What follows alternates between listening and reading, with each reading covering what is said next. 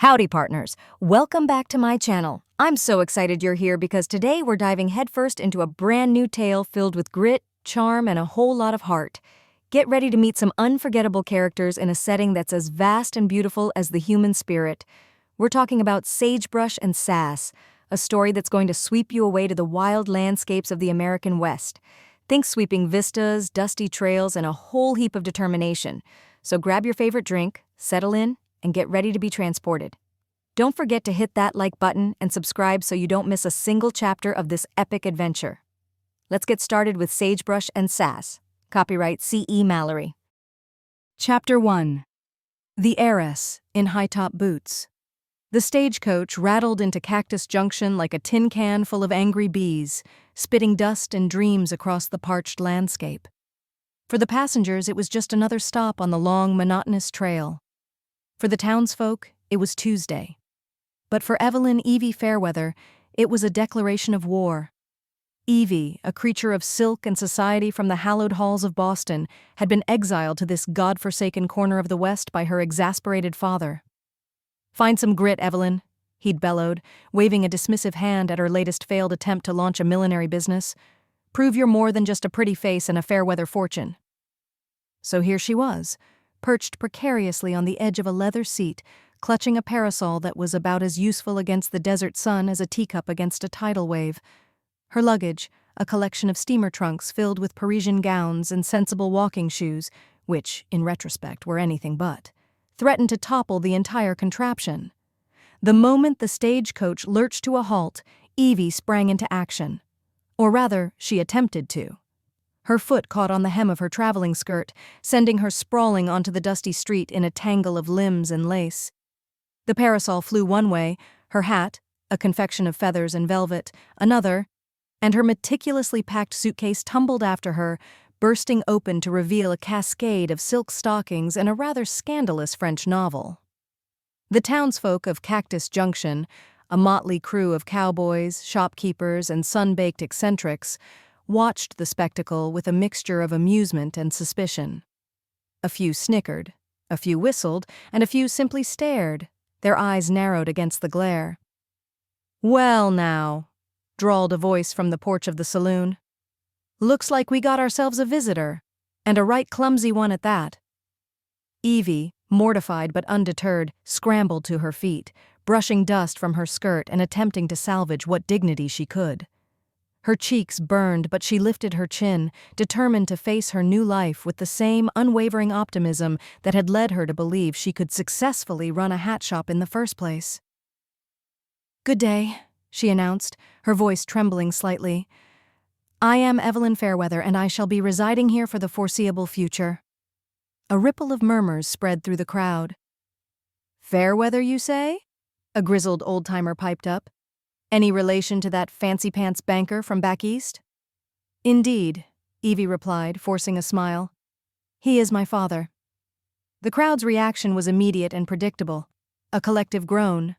The Fairweather Bank was not exactly beloved in Cactus Junction, having foreclosed on more than a few local ranches. Just when Eevee thought things couldn't get any worse, her foot slipped on a loose stone, sending her careening head first into the town's watering trough.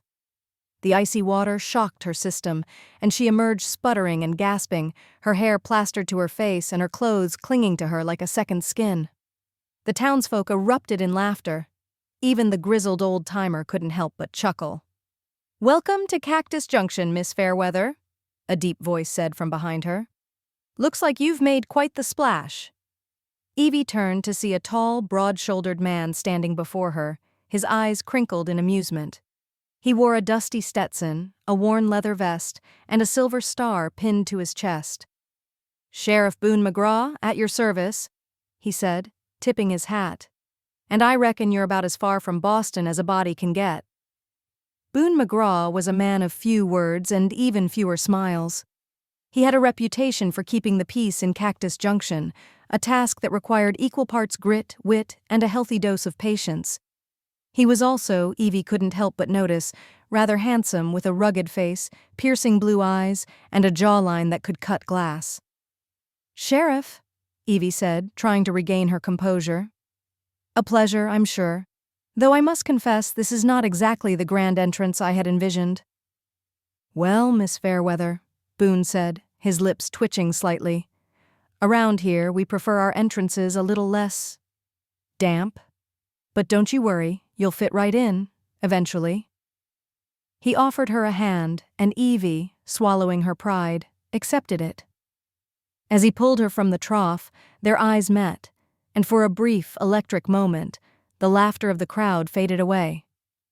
"Now," Boone said, breaking the spell, "let's get you dried off and find you a place to stay. Cactus Junction ain't exactly the Ritz, but we'll make do."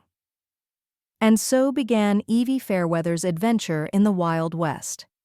She had arrived expecting to find grit, but what she found was a town full of quirks, a sheriff full of secrets, and a whole lot of trouble waiting just around the corner. And as she looked around at the dusty streets, the sun-baked faces, and the endless expanse of the desert, she couldn't help but wonder if she had bitten off more than she could chew. But one thing was certain. Life in Cactus Junction was going to be anything but boring, and for Evie Fairweather, that was exactly what she needed. Chapter 2. Boone's Bad Day Gets Worse. Sheriff Boone McGraw prided himself on his ability to handle any situation, from drunken brawls at the saloon to runaway cattle stampedes. But even he had to admit, this was pushing it. His day had started with a bang, or rather a series of muffled shouts and frantic banging. Deputy Clem, a well-meaning but perpetually flustered young man, had somehow managed to lock himself in the jail cell. Again. Boone had lost count of how many times he'd had to fish Clem out of his own prison. "Clem, how in tarnation did you manage that?" Boone had asked, exasperated, as he jiggled the lock with a hairpin. "Well, Sheriff," Clem had stammered, his face redder than a desert sunset, "I was just inspecting the premises, making sure everything was secure, and then, well, the door just kind of slammed shut." Boone had sighed, more out of habit than genuine annoyance. Clem was a good kid, just a bit accident-prone. No sooner had he freed Clem than a frantic Mrs. Higgins, the owner of the general store, came barreling down Main Street, her face a mask of terror.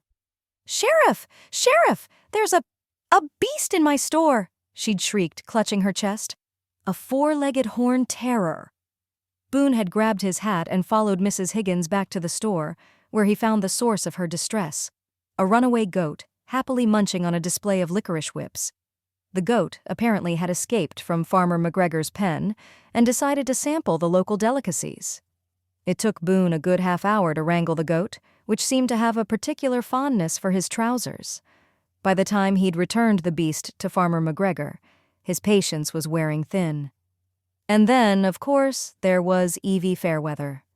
Boone had managed to steer her away from the gawking townsfolk and into the relative privacy of his office, a small, cluttered space behind the jail. He'd offered her a cup of lukewarm coffee, the best he could muster, and a towel to dry off. "Thank you, Sheriff," Evie had said, her voice still trembling slightly. "I do apologize for causing such a commotion." "No harm done," Boone had replied, though he knew that wasn't entirely true. The town gossips would be talking about this for weeks. He'd tried to pawn Evie off on Mrs. Peabody, the owner of the local boarding house, a stern but kindly woman who had a soft spot for strays. But Mrs. Peabody had taken one look at Evie's soaked clothes and delicate features and declared, "She's too fragile for my establishment, Sheriff. I've got a house full of minors and cowboys, not debutantes." Boone had sighed. He should have known it wouldn't be that easy. He'd reluctantly offered to let Evie stay at his place, a small, sparsely furnished cabin on the outskirts of town. It wasn't exactly the Ritz, but it was better than sleeping in the jail cell. "Are you sure, Sheriff?" Evie had asked, her eyes wide with a mixture of gratitude and apprehension. "I wouldn't want to impose." "It's just for a night or two," Boone had said, trying to sound nonchalant. "Until we can figure out something more permanent." He'd led her to his cabin, trying to ignore the way she shivered in the cool evening air. The cabin was small, consisting of a single room with a bed, a table, and a wood-burning stove. It was clean, but hardly luxurious. "Make yourself at home," Boone had said, gesturing around the room. "There's some firewood by the stove, and I'll see if I can rustle up some supper." Evie had looked around the cabin, her expression a mixture of curiosity and dismay. "It's cozy?" she'd said, trying to sound enthusiastic. Boone had left her to change into some dry clothes.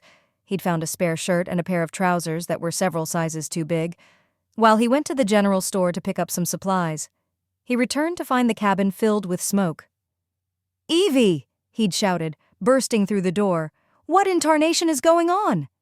He found Evie standing by the stove, frantically waving a dish towel at a cloud of black smoke. The air was thick with the smell of burnt coffee.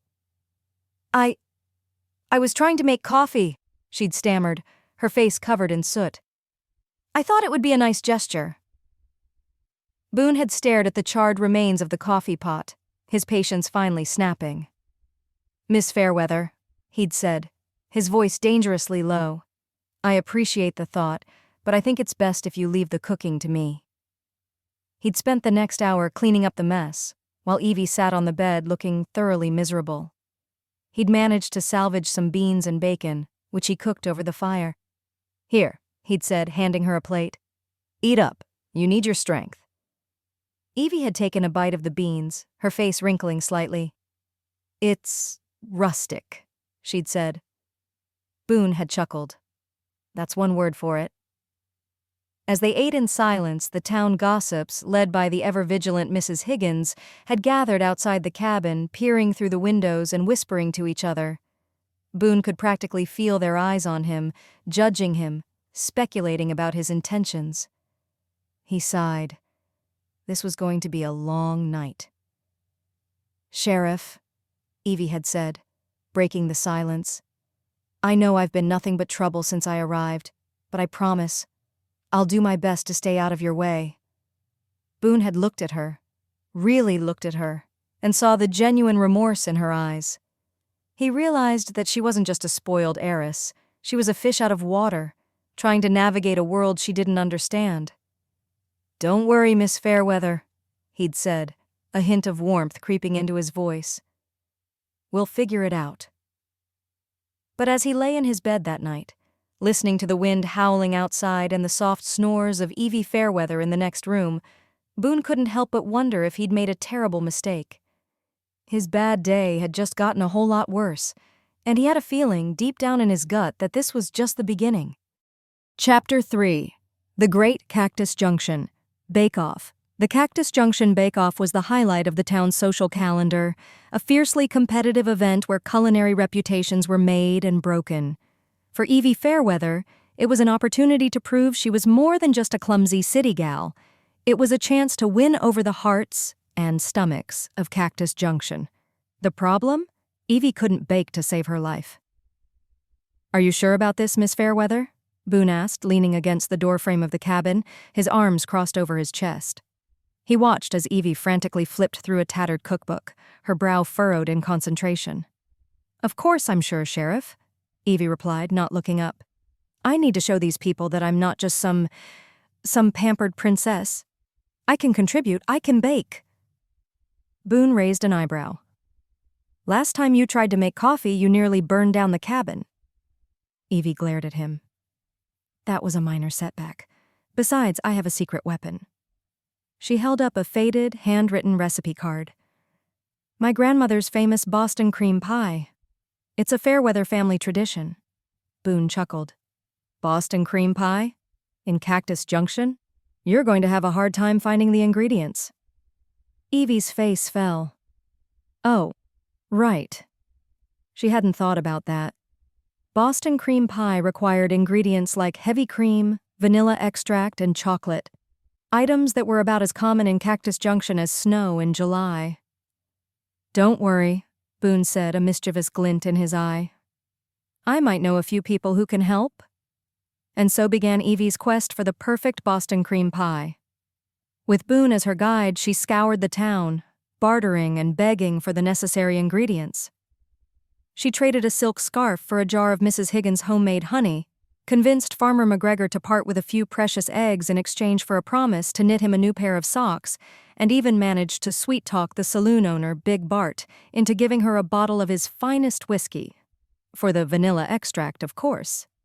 The only thing she couldn't find was heavy cream. The local cows, it seemed, were on a strict diet of desert scrub and produced milk that was about as thick as water. "What am I going to do?" Eevee wailed, throwing her hands up in despair. "My pie is doomed." Boone stroked his chin thoughtfully. "Well, there is one thing we could try." He led her to a secluded spot by the river, where a herd of wild goats grazed peacefully. "Goat's milk," he explained. "It's not exactly the same as cow's milk, but it's the closest we're going to get." Eevee stared at the goats, her nose wrinkling in disgust. "You expect me to milk a goat?" Boone grinned. "You wanted to prove you could fit in, didn't you?" And so, Evie Fairweather, heiress to a banking fortune, found herself squatting in the dirt, attempting to milk a stubborn goat. It was a messy, chaotic affair, involving a lot of bleeding, kicking, and spilled milk. But eventually, she managed to fill a bucket with a foamy, slightly pungent liquid. "Success!" she cried, holding the bucket aloft. "I am officially a goat-milking, pie-baking pioneer." Back at the cabin, Eevee set to work, following her grandmother's recipe as closely as she could. But with the substitute ingredients and her own limited baking skills, things quickly went awry. The crust turned out too hard, the custard too runny, and the chocolate glaze too explosive. "Oh dear," she said, staring at the pie in dismay. "This is a disaster." Boone, who had been watching her with a mixture of amusement and concern, stepped forward.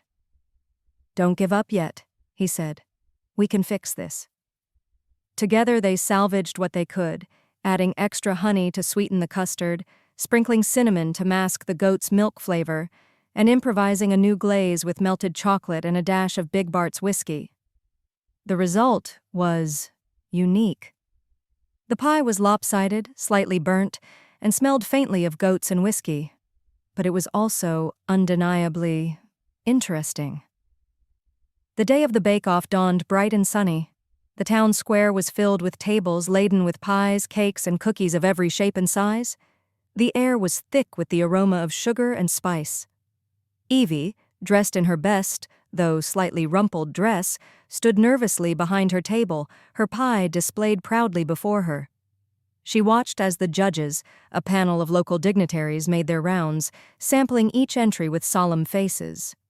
When they finally reached her table, Eevee held her breath. The judges took one look at her pie, exchanged dubious glances, and then cautiously took a bite. Their expressions were unreadable. "Well now," said Mayor Thompson, stroking his chin, "that's certainly something." "It's different," added Mrs. Higgins, her eyes wide. "I've never tasted anything quite like it." "It's explosive," exclaimed Big Bart, wiping a glob of custard from his face. Suddenly the pie erupted. The whiskey-infused chocolate glaze, reacting to the heat, sent a geyser of chocolate and custard shooting into the air, splattering the judges, the spectators, and the mayor's toupee. Chaos erupted. People screamed, pies were thrown, and the town square descended into a sticky, sugary free-for-all. Eevee, initially mortified, couldn't help but laugh. She grabbed a handful of custard and flung it at Boone, who retaliated with a slice of apple pie. Soon everyone was joining in, pelting each other with baked goods and laughing like children. The bake-off was officially ruined. But something magical had happened. In the midst of the chaos, Eevee had connected with the townsfolk, not as a wealthy outsider but as one of their own. When the dust and the pie had settled, Mayor Thompson, his toupee askew and his face covered in chocolate, announced the winners.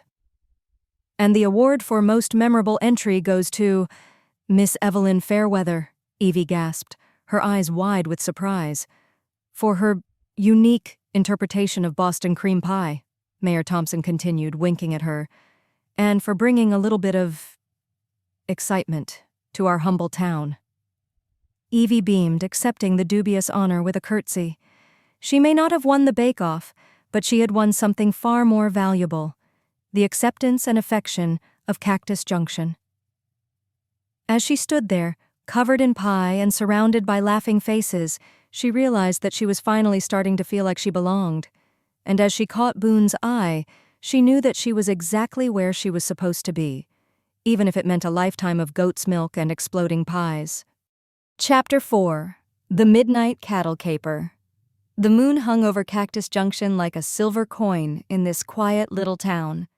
Sheriff Boone McGraw was just finishing his nightly rounds, boots echoing on the boardwalk, when the door to his office creaked open and Evie Fairweather poked her head in, eyes bright with mischief. "Sheriff, I'm coming with you tonight," she announced, stepping inside with a confidence that made Boone's eyebrow twitch. Boone didn't even look up from his rifle. "Miss Fairweather, it's midnight. Most folks are in bed. You should be too." Evie planted her hands on her hips. "I'm not most folks. Besides, how am I supposed to learn anything about the West if you keep me locked up like a porcelain doll?" Deputy Clem, who was attempting to balance the nightlog on his knee, piped up, "She's got a point, Sheriff. She did survive the bakeoff, and the goat." Boone shot Clem a look. "You're not helping." Evie grinned. "Come on, Sheriff. I promise not to touch anything, or anyone, or any livestock." Boone sighed, holstered his rifle, and grabbed his hat. "Fine. But you stay behind me, you hear? And if anything moves, you run." Clem snorted. "That's the same advice you gave me my first week." Boone grumbled, "And you still got chased up a tree by a calf." Evie clapped her hands. "Adventure awaits." They made their way to the Haggerty Ranch, where the moonlight glinted off the corral fence. Boone checked the latch, giving it a good shake. "Looks secure," he said. Evie leaned in, peering at the mechanism. "How does this work, exactly?" "Don't—" Boone started, but too late. Evie's curious fingers found the latch, and with a click, the gate swung open. A dozen longhorns blinked at the sudden freedom, then lumbered out, hooves thundering. "Oh dear," Evie whispered. Clem's eyes went wide. Sheriff?" Boone's jaw clenched. "Miss Fairweather, step back. Clem, get the salt blocks." Evie, flustered, tried to shoo the cattle back. "Shoo, go home, please!" The lead steer snorted and trotted straight for Main Street. Boone muttered, "This is why I don't take city folks on rounds." The stampede hit Main Street like a runaway train. Poker Pete, mid-hand in the saloon, looked up as the doors burst open and a steer barreled through, scattering cards and coins. "Sweet mercy!" Pete yelped, diving under the table. Boone sprinted after the herd, yelling, "Out of the way! Cattle coming through!" Evie, determined to help, spotted an old mule tied to a post. She scrambled onto its back, only to realize she was facing the wrong way. "Giddy up!" she called, and the mule, unimpressed, ambled sideways into the chaos. Clem, arms full of salt blocks, ran after her. "Miss Evie, you gotta turn the mule around." "I'm trying," Evie shouted, clinging to the saddle horn as the mule finally lurched forward, straight into the saloon. Inside, Bart the barkeep ducked as a cow knocked over a barrel of pickles. "Sheriff, your livestock is ruining my brine." Boone, now riding the lead steer like a rodeo star, hollered, "Clem, the salt!" Clem hurled a block, which bounced off the bar and landed at the hooves of the nearest cow. The animal stopped, sniffed, and began licking enthusiastically. The rest of the herd followed suit, forming a bovine conga line. Evie slid off the mule and landed on the piano, hitting a discordant chord. Sorry. Is everyone all right?" Madame Lacey, from the balcony, waved her feather fan. "Darling, next time bring flowers, not livestock." Outside, Mayor Thompson arrived in his nightshirt, hair sticking up like a startled rooster. "Sheriff McGraw, what in blazes is going on?" Boone, dusting off his hat, replied, "Just a minor cattle incident, Mayor. Under control." A cow ambled over and licked the mayor's bare foot. He yelped, hopping on one leg, "Get these beasts out of my town." Evie, cheeks flushed, tried to help. "I'm terribly sorry, Mayor. It was an accident. I was just—" Boone cut in. "She was learning the ropes. Literally." Clem, still out of breath, added, "We got salt. We got rope. We can fix this." The mayor glared at Boone. "You'd better. And someone owes me a new pair of slippers." With the townsfolk watching, Boone handed Evie a coil of rope. "You want to help? Start tying. and don't let go this time." Eevee nodded, determined. "Yes, Sheriff." She and Clem worked together, looping rope around the docile, salt-licking cattle. Boone corralled the stragglers, and soon the herd was ready for the slow march back to Haggerty's. As they led the cattle out of town, Eevee whispered to Clem, "Do you think they'll ever let me live this down?" Clem grinned. "Not a chance, but you did good, Miss Eevee, for a city gal." Boone overheard and smirked. "She's got more grit than most, even if she can't tell a latch from a lemon tart." Eevee stuck out her tongue at him. "I'll have you know, I'm an expert at lemon tarts." Boone laughed, a rare sound. "Maybe next time, stick to baking." By dawn, the cattle were back in their pen, the gate double-checked and tied with enough knots to hold back a buffalo. Boone turned to Eevee, exhaustion and pride mingling in his eyes. "Not bad, Miss Fairweather. You survived your first stampede." Eevee, hair wild and dress muddy, grinned. "I suppose I did. What's next, Sheriff?" Boone shook his head. "Sleep. For all of us." Clem yawned. "And maybe a new night log. This one's got hoof prints." Eevee laughed, looping her arm through Boone's. "Thank you, Sheriff, for letting me try." Boone tipped his hat. "Just don't try milking any more goats without supervision." As they walked back toward town, the sun rising behind them, Eevee felt for the first time like she truly belonged in Cactus Junction, even if she did bring a little chaos wherever she went. Chapter 5. The Mysterious Stranger. The morning after the cattle incident, Cactus Junction was unusually quiet. The townsfolk swept up the last traces of hoofprints and broken barrels, but a sense of anticipation hung in the air. Boone McGraw stood on the boardwalk, arms folded, watching the horizon as the first stagecoach of the day rolled in. Evie Fairweather, still brushing dust from her skirt, joined him. "You look like you're expecting trouble, Sheriff." Boone didn't take his eyes off the stage. "Trouble has a way of finding this town, Miss Fairweather. I'd rather see it coming." The coach door swung open. A man stepped out, tall and lean, dressed in a black coat and a hat pulled low. He carried a single valise and a cane with a silver handle. His eyes, sharp and restless, swept the street before settling on Boone and Eevee. He approached with a measured stride. "Sheriff McGraw, I presume?" Boone nodded. "That's right. And you are?" The stranger smiled, but it didn't reach his eyes. "Name's Silas Jones. I believe you're holding a letter for me." Boone's jaw tightened. "We don't get many Joneses out this way. Who's the letter from?" Silas's gaze flicked to Eevee, then back to Boone. "From a mutual acquaintance, Charles Fairweather." Eevee's breath caught. "My father?" Silas turned to her, his expression softening. "Miss Fairweather, I presume? Your father sends his regards. He asked me to look in on you." Boone's voice was flat. "You know her father?" Silas nodded. "We did business together in Boston. He's a careful man. He wanted to be sure his daughter was, well situated." Eevee's eyes narrowed. "He sent you to check up on me?" Silas's smile was apologetic. "He worries, Miss Fairweather. He asked me to deliver this." He reached into his coat and handed her a sealed envelope. Eevee broke the seal and read quickly. Boone watched her face, searching for any sign of distress. She looked up, her voice steady. "He wants me to come home."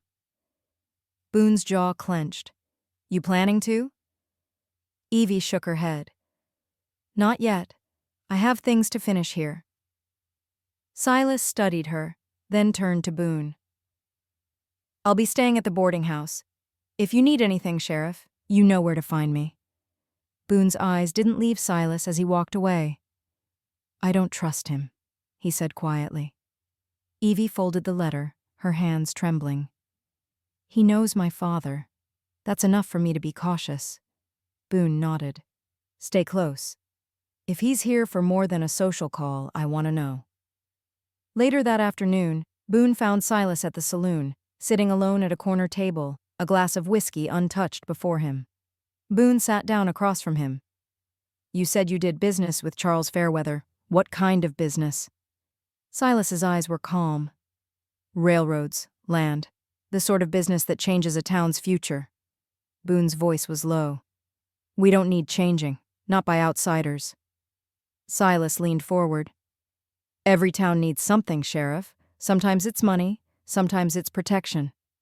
Boone's gaze hardened. We take care of our own. Silas smiled, slow and deliberate.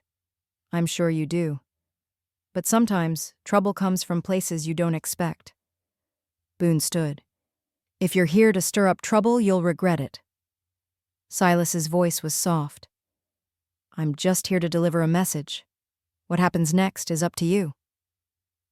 That evening, Eevee sat on the porch of Boone's cabin, the letter from her father in her lap. Boone joined her, silent for a long moment. He wants you to go back, Boone said. Eevee nodded. He thinks I'm in danger. He doesn't trust this place. Boone looked out at the darkening sky. Do you? Eevee's answer was quiet but certain. I trust you. Boone's hand tightened on the porch rail. Silas isn't just a messenger. He's here for something else. Eevee looked at him, her eyes searching. What do we do? Boone's voice was steady. We watch, we wait, and if he makes a move, we'll be ready. Eevee nodded, folding the letter and tucking it away. I'm not leaving, Boone. Not until I know what he wants. Boone met her gaze, and for a moment, the world narrowed to just the two of them. You're braver than you look, Miss Fairweather. She smiled, a little sadly. I have to be.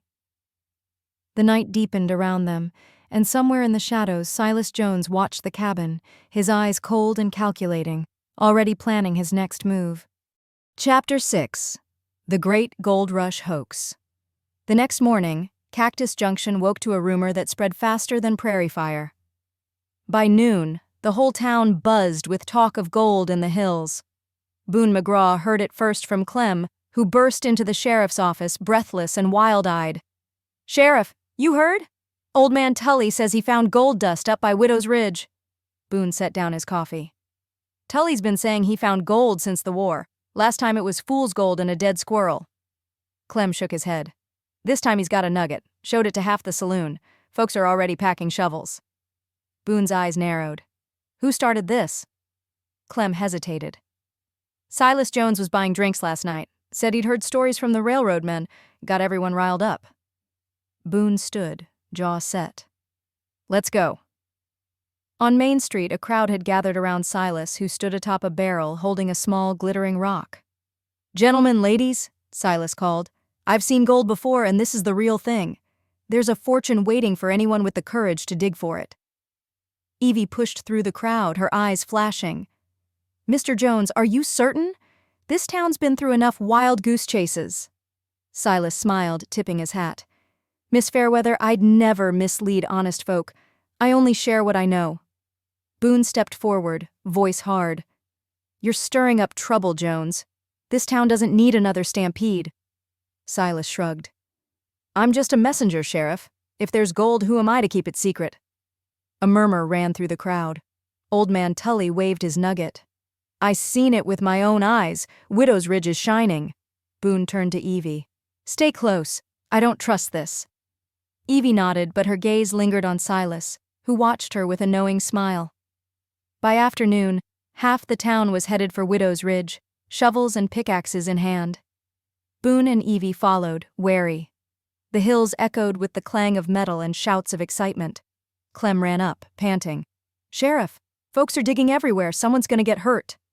Boone scanned the chaos. Where's Silas? Clem pointed. He's up by the old mine, talking to the mayor. Boone and Eevee hurried up the slope.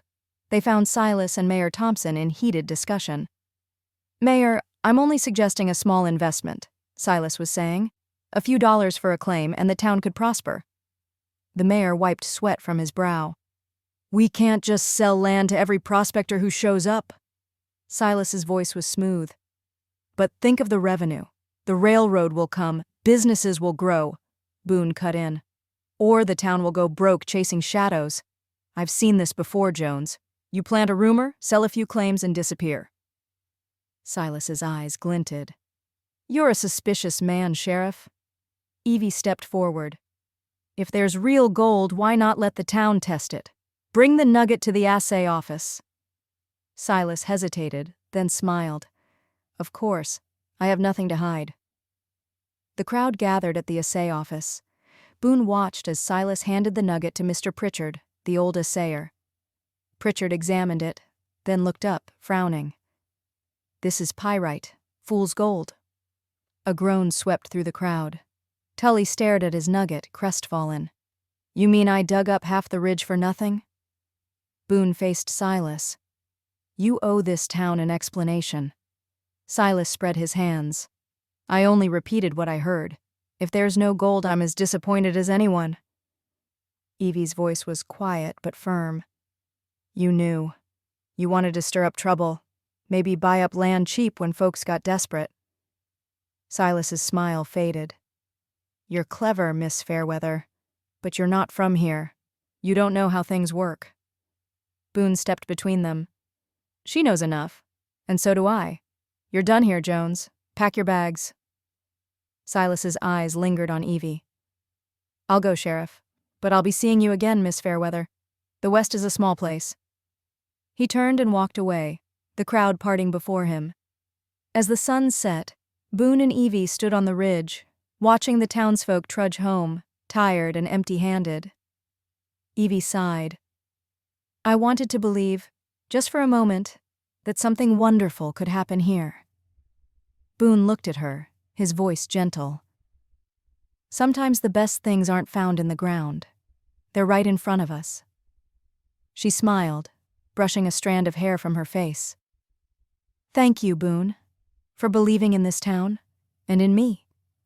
He tipped his hat, a rare softness in his eyes. You're part of it now, Eevee, for better or worse. As they walked back toward the lights of Cactus Junction, neither saw the shadow watching from the trees. Silas, eyes cold, already plotting his next move. Chapter 7. The Duel at Dawn, sort of. The morning after the gold hoax, Cactus Junction was restless. The townsfolk's tempers simmered, and rumors about Silas Jones's next move swirled like dust devils. Boone McGraw was up before sunrise, patrolling Main Street when he heard the sharp ring of spurs behind him. Silas Jones strode into the open, his black coat fluttering. Sheriff McGraw, he called, voice echoing in the cool dawn. I believe you and I have unfinished business. Boone turned, hand resting on his holster. You're still here, Jones. I thought I made myself clear. Silas's eyes glinted. You made yourself loud, not clear. I'm not leaving until I settle things, with you and with Miss Fairweather. Boone's jaw tightened. You've caused enough trouble. Don't drag her into this. Eevee, drawn by the commotion, hurried from the boarding house, her hair still loose from sleep. What's going on? Silas tipped his hat to her. Miss Fairweather, I apologize for the early hour, but I must defend my honor. The sheriff has insulted me, and I demand satisfaction. Eevee blinked. Satisfaction? What are you talking about? Silas's voice was smooth. A duel, Miss Fairweather, at dawn, as gentlemen do. Boone snorted. This isn't Boston, Jones. We settle things with words, not bullets. Silas smiled thinly. Then you have nothing to fear. A crowd began to gather. Clem, Madam Lacey, Bart the barkeep, and half the town, eager for a spectacle. Clem whispered to Boone, You really gonna duel him, Sheriff? Boone shook his head. He's bluffing, but I'll play along. Eevee stepped between the men. This is ridiculous. No one's dueling over me. Silas bowed. I would never endanger you, Miss Fairweather, but a man's reputation is all he has. Boone's eyes narrowed. Fine. If it'll get you out of town, I'll meet you. But we do this my way. The sun crested the hills as Boone and Silas faced each other in the street. Clem stood between them, holding a pair of battered pistols. Clem cleared his throat. Gentlemen, the rules are simple. 10 paces, turn, and, well, don't shoot each other. Silas smirked. I assure you, Deputy, I have no intention of bloodshed. Boone grunted. Let's get this over with. Eevee, arms crossed, called out, If either of you gets hurt, I'll never forgive you. Clem handed out the pistols. Boone checked his, then frowned. Clem, these are loaded with blanks. Clem shrugged. Town ordinance. After the last duel, the mayor insisted. Silas's smile faltered. Blanks? Boone grinned. Guess you'll have to settle for a bruised ego. Clem counted. 1, 2, 3. The men paced off. At 10 they turned. Silas fired first. His pistol popped, sending a puff of smoke into the air. Boone's gun jammed. He shook it, then tossed it aside. The crowd laughed. Madam Lacey called, "Try throwing it, Sheriff." Boone picked up a handful of dirt and flung it at Silas, catching him square in the chest. Silas staggered, coughing. Eevee stepped forward, exasperated. "Enough. This is the most foolish thing I've ever seen." Silas, brushing dust from his coat, glared at Boone. "You mock me, Sheriff." Boone shrugged. "You asked for a duel. I gave you one." The mayor pushed through the crowd, waving his cane. "That's enough nonsense, Jones. You're leaving on the next stage. Sheriff, you're cleaning up this mess." Silas straightened, dignity wounded. "Very well.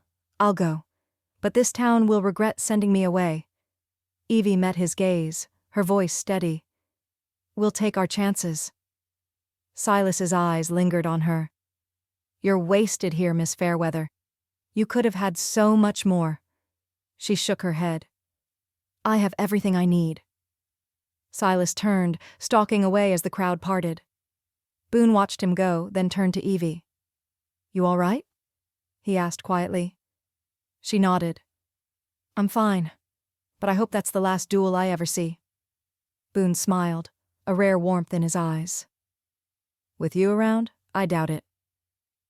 The townsfolk drifted away, already retelling the story with new embellishments.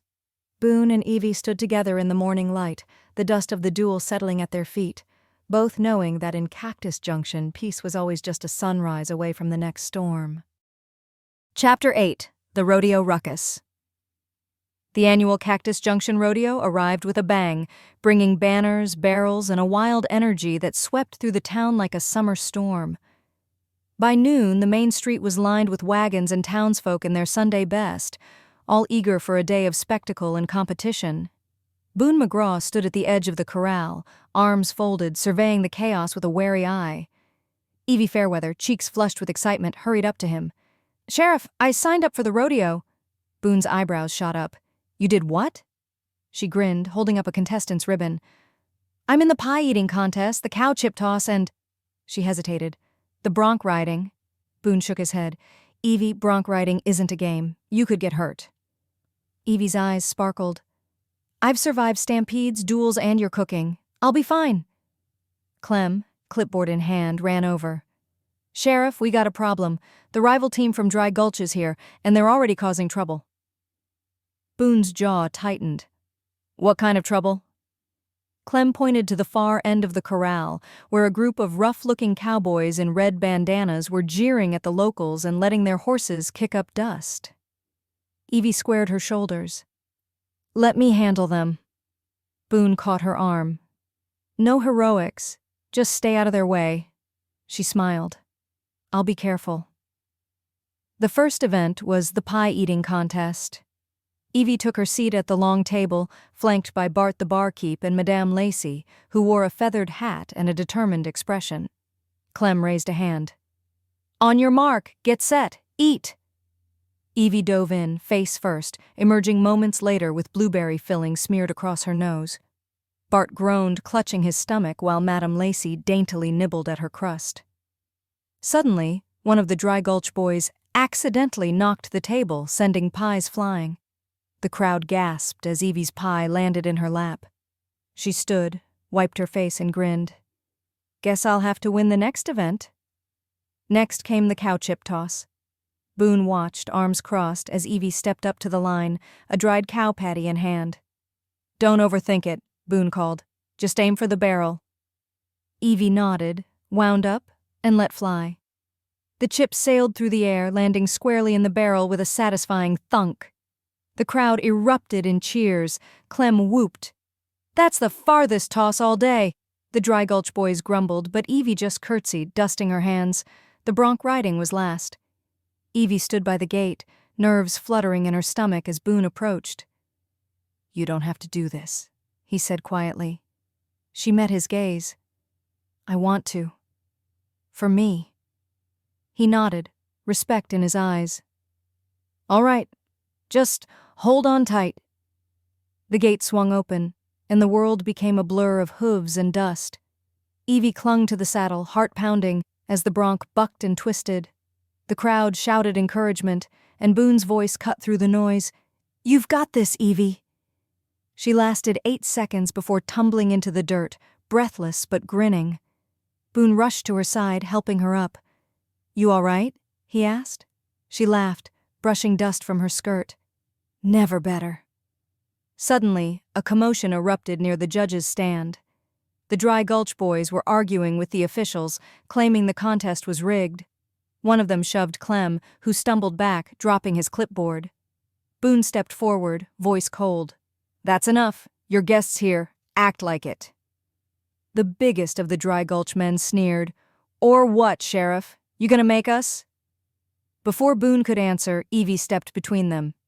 "Gentlemen, this is a rodeo, not a brawl. If you want to prove yourselves, do it in the ring." The crowd murmured approval. The Dry Gulch leader spat in the dirt.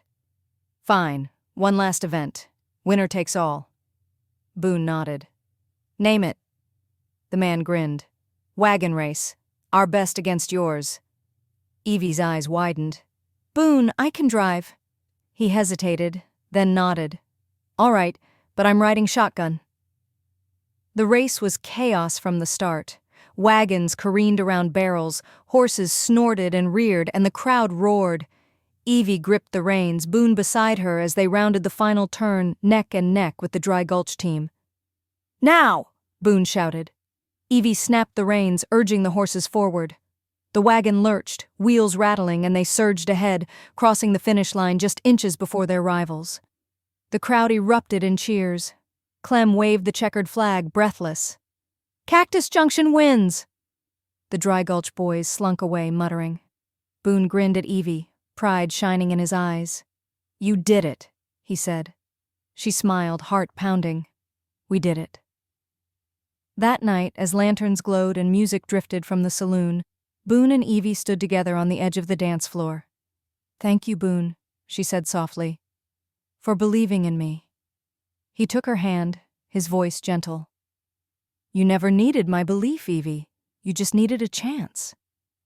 As they danced beneath the stars, the town celebrating around them, Eevee knew she had found her place, not just in Cactus Junction, but in Boone's heart. And for the first time she felt truly, wonderfully home. Chapter 9. The Secret of the Silver Spur. The boarding house was quiet in the late afternoon, sunlight slanting through the lace curtains and painting golden patterns on the floor. Evie Fairweather, searching for her missing glove, found herself in the musty attic, surrounded by trunks and forgotten memories. She sneezed as she opened a battered chest, sending a cloud of dust swirling. "Honestly, who keeps all these old hats?" she muttered, pushing aside a moth-eaten bonnet. Her hand brushed something stiff and papery wedged between the boards. Curious, she tugged it free, a yellowed, hand-drawn map, the ink faded but still legible. At the top, in looping script, it read, "The Path to the Silver Spur." Eevee's heart skipped. She'd heard the legend whispered in the saloon. A lost treasure, hidden by a gambler who'd won his fortune and vanished. They said whoever found the Silver Spur would have luck for life. She hurried downstairs, map in hand, nearly colliding with Boone McGraw on the porch. "Whoa there, Miss Fairweather," Boone said, steadying her.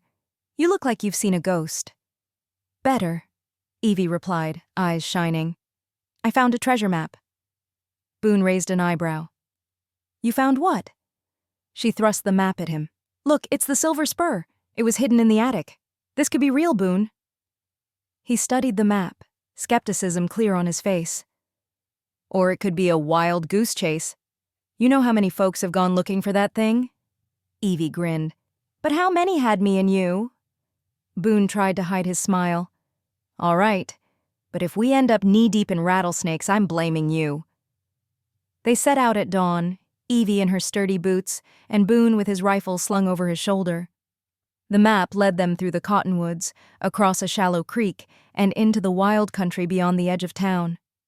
"According to this," Eevee said, squinting at the map, "we need to follow the old wagon trail until we reach Widow's Rock." Boone glanced at her. You sure you're reading that right? Last time you read a map, we ended up in a chicken coop. She nudged him with her elbow. That was one time, and those chickens were very welcoming. They walked in companionable silence, the air warm and sweet with the scent of sage. Boone pointed out animal tracks, and Eevee told stories of Boston balls and summer picnics. The distance between them seemed to shrink with every step. By midday, they reached a marshy patch where the ground looked solid but gave way beneath their feet. Careful, Boone warned, but Eevee was already ankle-deep in mud. Quicksand, he said, voice tight. Eevee froze. What do I do? Don't panic, move slow. Boone reached for her, his grip strong and steady. Here, take my hand. She clung to him, heart pounding as he pulled her free. They tumbled onto solid ground, breathless and muddy. Eevee laughed, wiping her brow. Well, that was exhilarating. Boone shook his head, grinning despite himself. You're trouble, Miss Fairweather. She winked. You like trouble. They pressed on, following the map's winding path. The sun was high when they stumbled into a clearing and straight into a swarm of bees. Don't move, Boone whispered, but Eevee was already swatting at the air. Boone, they're everywhere. He grabbed her hand and ran, the two of them crashing through the brush, bees in hot pursuit. They dove into a shallow stream, gasping and laughing as the bees finally gave up. Eevee lay back in the water, hair streaming around her. I suppose this is what you call a proper Western adventure. Boone splashed her gently. You're not half as delicate as you look. She smiled, eyes soft. And you're not half as gruff. As dusk fell, they made camp beneath a stand of cottonwoods. Boone built a small fire, and Eevee produced a tin of biscuits she'd packed. They sat close, sharing food and stories. Boone told her about his childhood on the plains, about losing his brother to fever and learning to ride before he could read. Eevee spoke of Boston, of longing for something real, something wild. Boone looked at her, the firelight dancing in his eyes. You ever think about going back? She shook her head. Not anymore. Not since I met you. He reached for her hand, their fingers twining together. You're full of surprises, Evie Fairweather. She leaned in, her voice low. You haven't seen anything yet. Suddenly a twig snapped in the darkness. Boone was on his feet in an instant, rifle ready. 3 figures stumbled into the firelight. Bad Bart Mulligan and his 2 hapless outlaws, faces smudged and hats askew. Well, well, Bart drawled. Look what we found. The sheriff and his lady, out for a stroll. Boone stepped in front of Eevee. Evening, Bart. You boys lost? Bart grinned, showing a gold tooth. Heard tell of a treasure out here. Figured we'd let you do the hard work, then take it off your hands. Eevee stood, chin high. You'll have to catch us first. Bart's men lunged, but Boone swung his rifle, knocking one aside. Eevee grabbed a burning stick from the fire and waved it at the other, who yelped and ran. Bart hesitated, then tipped his hat. You win this round, Sheriff, but we'll be back. He vanished into the night, his men stumbling after him. Later, as the fire burned low, Boone and Eevee sat side by side, hearts still racing. Think they'll come back? Eevee asked. Boone shook his head. Not tonight. You scared them off good. She smiled, leaning her head on his shoulder. Maybe I am trouble after all. He wrapped an arm around her, pulling her close. The best kind. Above them, the stars blazed bright, and somewhere in the darkness, the silver spur waited, its secret still safe for now, but the real treasure already found in the warmth between them. Chapter 10. The Outlaw's Last Stand. The morning sun had barely crested the hills when chaos struck Cactus Junction. Evie Fairweather was on her way to the general store, map tucked safely in her satchel, when a burlap sack dropped over her head and strong arms swept her off her feet. Let go of me! She shrieked, kicking wildly. She heard a familiar, bumbling voice. Easy, Miss Fairweather. We just need a little help finding that silver spur, said Bad Bart Mulligan, his words muffled by the sack. Evie's heart pounded as she was bundled onto a horse and whisked away, the outlaw's laughter echoing behind her. Boone McGraw was sipping his morning coffee when Clem burst into the sheriff's office, breathless. "Sheriff, they got her! Bad Bart and his gang, they took Miss Evie!" Boone's mug shattered on the floor. "Where?" "Headed north, toward the old mine," Clem panted. "And Sheriff, they took the goat, too." Boone blinked. "The goat?" Clem nodded. "It was tied up outside the store. Bart said it was for insurance." Boone grabbed his hat and rifle. "Round up every able body in town. We're getting her back." The rescue party was a motley crew. Boone, Clem, Bart the barkeep, armed with a rolling pin, Madame Lacey, brandishing her parasol, and the goat, who seemed to sense adventure and trotted along with surprising determination. As they neared the abandoned mine, Boone signaled for silence. They crept through the brush, peering at the ramshackle entrance. Inside, Bart's voice echoed, "Now, Miss Fairweather, you just tell us where that treasure is and we'll let you go. Otherwise, we might have to get creative." Eevee, hands tied but eyes sharp, sat on a crate. "You want the silver spur? Fine. But you'll need the map, and I'm the only one who can read it." Bart grinned, gold tooth flashing. "Then start readin'." Outside, Boone whispered, "We need a distraction." The goat, as if on cue, trotted forward and butted the mine door open. The outlaws spun around. "What the—" Bart yelped as the goat charged, knocking him into a barrel of flour. White dust exploded everywhere. Boone and the townsfolk rushed in. Clem hurled a pie, left over from the bakeoff, at one outlaw, who slipped and crashed into a stack of crates. Madame Lacey jabbed another with her parasol, sending him running in circles. Bart, pants around his ankles from the goat's assault, tried to scramble away but tripped and landed face first in a heap of old mining pans. Eevee seized her chance. She wriggled free of her ropes, grabbed a rusty horseshoe from the ground, and hurled it with all her might. It struck the lantern above Bart's head, sending it crashing down and scattering the outlaws. Boone reached her side, breathless. "You all right?" Eevee grinned, brushing flour from her hair. "Never better, but I think I've had enough adventure for one day." With the outlaws rounded up and the goat munching contentedly on Bart's hat, Boone and Eevee turned their attention to the treasure. They pried open the old chest at the back of the mine, the townsfolk crowding around. Inside, instead of gold or jewels, they found a stack of faded love letters tied with ribbon and a tarnished, silver-plated spittoon. Clem read one aloud, blushing. "My dearest Clementine, your eyes are brighter than the Nevada sky." Bart groaned. "All that trouble for a bunch of mushy letters and a fancy spit bucket?" Boone laughed, clapping Bart on the back. "Looks like the real treasure was love all along." Eevee slipped her arm through Boone's. "And maybe a good story to tell." As they led the outlaws back to town, the goat prancing proudly at the front, Cactus Junction buzzed with laughter and relief. The legend of the silver spur had ended not with riches but with friendship, quick thinking, and a goat who'd earned a place in local history. Chapter 11. The Ball at the Barn.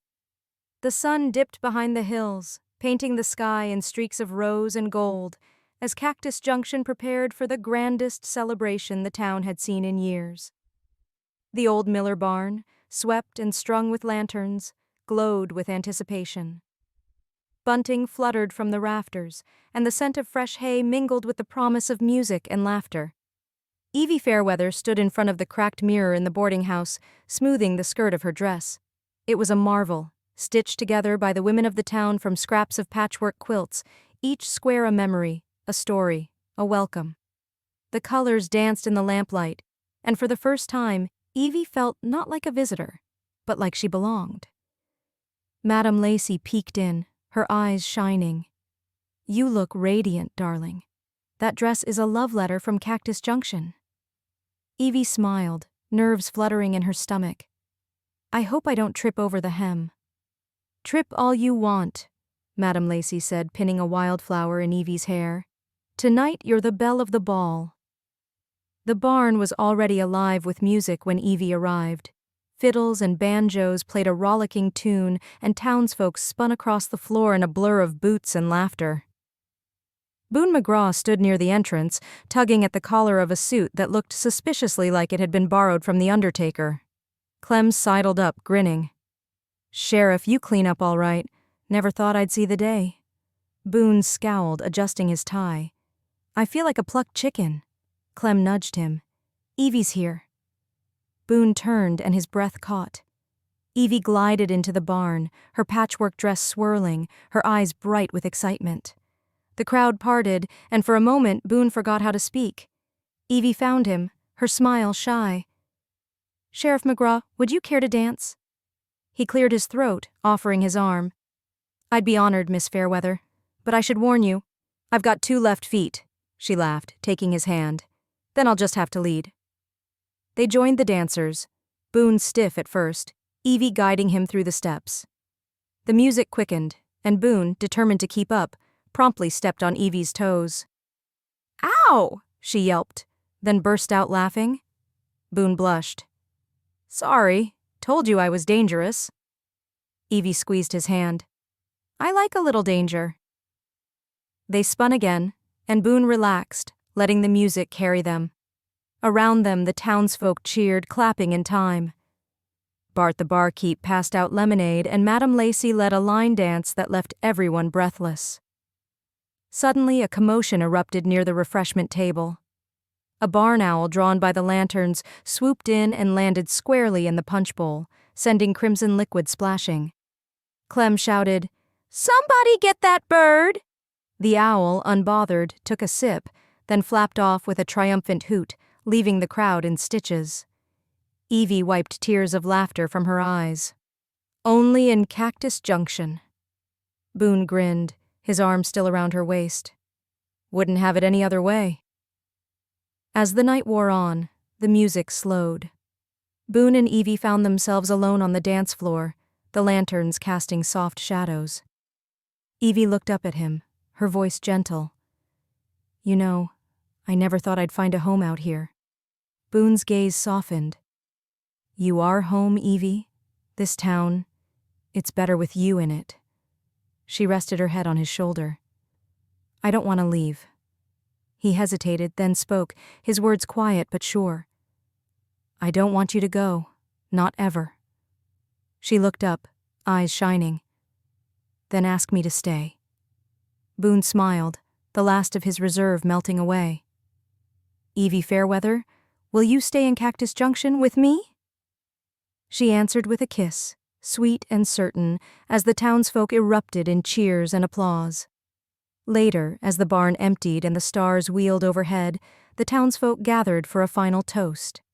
Bart raised his glass. "To new beginnings, and to the lady who brought luck to Cactus Junction." The crowd echoed the toast, laughter and hope filling the night. Boone and Eevee slipped outside, hand in hand, the music fading behind them. The air was cool, the world full of promise. Eevee leaned into Boone, her heart full. "I think I finally found my adventure." Boone kissed her forehead, his voice warm. "And I found mine." Together, they walked into the moonlit night, ready for whatever tomorrow might bring, knowing that, at last, they were exactly where they belonged. Chapter 12. The Return of the Fairweather Fortune. The morning train whistled through Cactus Junction, sending a flock of doves scattering from the depot roof. The townsfolk barely noticed the lone, distinguished gentleman who stepped onto the platform, his suit pressed, his shoes polished, and his mustache bristling with purpose. Charles Fairweather, banker and patriarch, surveyed the dusty street with a frown. He flagged down a passing boy. "You there? Where might I find Miss Evelyn Fairweather?" The boy grinned. "You mean Eevee? She's probably at the barn, sir. Or the bakery. Or the sheriff's office. Or, well, she's everywhere these days." Charles blinked. The sheriff's office? But the boy had already darted away, leaving Charles to gather his valise and stride into town, his Boston dignity bracing itself for the unknown. At the same moment, Boone and Eevee were sharing coffee on the boarding house porch, the morning sun warming their faces. Eevee's patchwork dress was dusted with flour, and Boone's shirt was missing a button, evidence of a night spent dancing and laughing. Clem burst onto the porch, breathless. "Eevee, There's a fancy fella at the station asking for you. Looks, he's real important. Evie's heart skipped. My father? Boone squeezed her hand. You want me to come with you? She nodded, nerves fluttering. Please.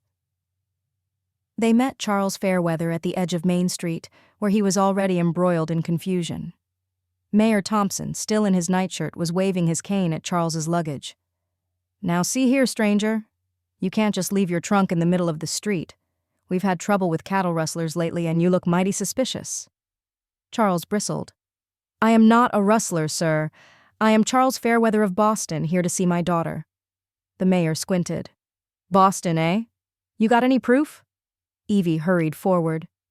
Mayor, it's all right. This is my father. Charles's stern expression softened as he saw her. Evelyn, thank heavens. I was worried sick. Eevee hugged him, laughing. I'm fine, Papa. Better than fine. Boone stepped forward, offering his hand. Sheriff Boone McGraw, sir. Welcome to Cactus Junction.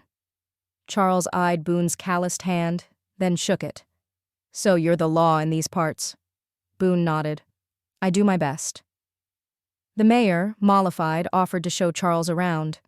As they walked, Charles took in the bustling bakery, the lively general store, and the laughter spilling from the barn. He watched as townsfolk greeted Eevee with warmth and respect, and as Boone tipped his hat to every passer-by. At the bakery, Madame Lacey pressed a cinnamon roll into Charles's hand. On the house, Mr. Fairweather. Your daughter's done wonders for this town. Charles tasted the roll, eyes widening. Remarkable. Eevee beamed. I helped with the recipe. They continued to the barn where a group of children were rehearsing a play. The goat, now a local celebrity, wore a ribbon and nibbled on a script. Charles shook his head in disbelief. Evelyn, I expected to find you homesick and ready to return. Instead, you seem happy. Eevee took his arm. I am, Papa. I've found a place where I belong, and people who believe in me. Boone joined them, his voice steady. She's made a real difference here, sir. We all have. A commotion erupted near the corral. The mayor, still suspicious, had mistaken Charles's trunk for a cattle thief's loot and was trying to drag it away. Unhand my luggage! Charles cried, rushing over. Boone intervened, gently prying the trunk from the mayor's grip. It's all right, Mayor. Just a misunderstanding. The mayor huffed. You can't be too careful. Charles chuckled, the tension easing from his shoulders. I see this town has its own way of doing things. Eevee smiled. It grows on you. That evening, the townsfolk gathered in the square for a welcome supper. Lanterns glowed and laughter filled the air. Charles sat beside Eevee, watching as Boone helped serve stew, and Clem led the children in a song. Charles turned to Boone, his tone serious. Sheriff, I came here expecting to take my daughter home, but I see now she's found something I never could have given her in Boston. Boone met his gaze. She's part of this town, sir, and part of my life. Charles nodded, emotion in his eyes. I'd like to help. If Cactus Junction needs investment, a new school, a proper bakery, whatever you need, I'll see it done. The mayor, overhearing, nearly dropped his stew. You mean it? You'd invest in us? Charles smiled. On one condition, that my daughter stays if that's what she truly wants. Eevee's eyes filled with tears. I do, Papa. I really do. Charles raised his glass. To Cactus Junction and to new beginnings. The townsfolk cheered, toasting the Fairweather fortune and the future of their town. As the stars blinked overhead, Boone took Eevee's hand, hope and happiness shining in his eyes. The town was thriving, her father was at peace, and for the first time, Eevee knew she could have both love and home, right here, where her heart had led her. Chapter 13. Happily Ever After, with a side of sass. The first rays of morning sun spilled over Cactus Junction, gilding the rooftops and painting the bakery windows with gold. Inside, Evie Fairweather, now simply Eevee to everyone in town, stood at the counter, dusted in flour and laughter, rolling out dough for her famous cinnamon rolls. The bell above the door jingled and Boone McGraw strode in, hat tipped back, eyes bright. "Smells like heaven in here," Boone said, leaning on the counter. Eevee grinned, sliding a tray of pastries his way. "You're early, Sheriff. Or are you just here for your daily bribe?" He took a bite, eyes closing in bliss. "Best bribe in the territory. You sure you want me as your official taste tester? I might eat you out of business." She leaned across the counter, lowering her voice. "I can think of worse fates." The bakery was bustling. Madame Lacey arranging wildflowers in the window, Clem sweeping up after the goat, who had become the bakery's unofficial mascot, and townsfolk lining up for a taste of Eevee's latest creation. The place was alive with chatter, the air sweet with promise. By noon, Main Street was buzzing with excitement. Word had spread that something special was afoot.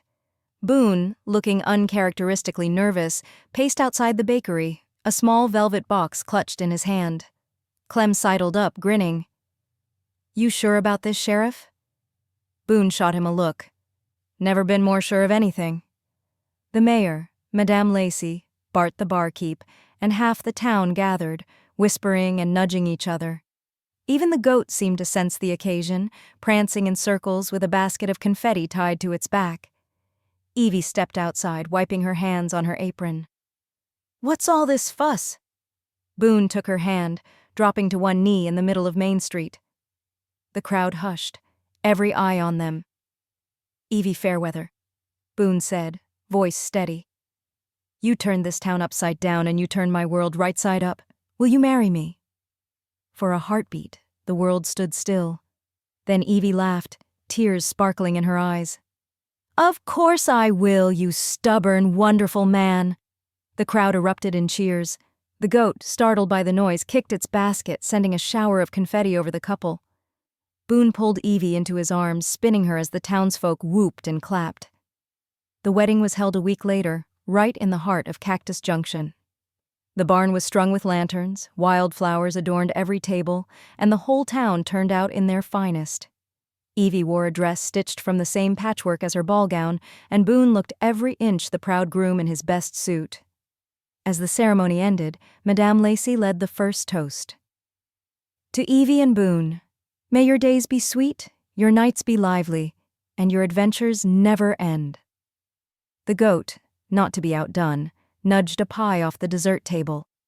It landed with a splat at Boone's feet, and in an instant, the great Cactus Junction pie fight began. Laughter rang out as townsfolk ducked and dodged, whipped cream flying, and even the mayor took a direct hit to the hat. Eevee, cheeks flushed and hair full of crumbs, caught Boone's hand. "Promise me, no matter what, we'll always have this much fun." Boone kissed her, pie and all. "That's a promise, Mrs. McGraw." As the sun set over the sagebrush, Boone and Eevee mounted their horses, the townsfolk waving and cheering behind them. The goat trotted after, trailing a ribbon. Eevee looked back at the town she'd come to love, her heart full. "Ready for the next adventure, partner?" Boone smiled, tipping his hat. "With you? Always." They rode off together, laughter echoing behind them, the sky ablaze with color and the promise of a future built on love, sass, and the wild, wonderful spirit of Cactus Junction. And so, with a side of sass and a heart full of hope, their happily ever after truly began. Thank you so much for joining us today. If you enjoyed this story, don't forget to like the video and subscribe to the channel so you never miss out on more captivating tales. Until next time, take care, stay safe, and God bless. See you in the next video.